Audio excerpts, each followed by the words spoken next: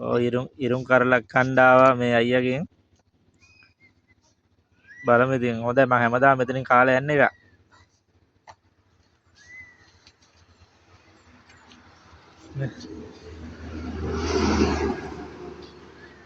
කමු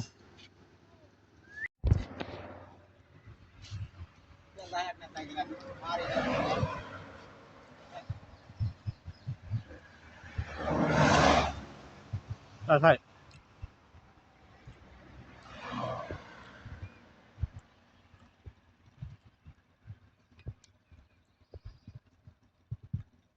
මේක තියෙන්නේ මේ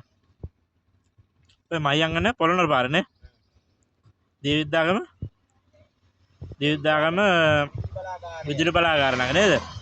ඔය එතනින් ගන්න ඇවිල්ලා කට්ටිය එලා එකක් මං ගත්තේ රස ගිහින් එන්නම් මෙන්න බඩු කනවා නම්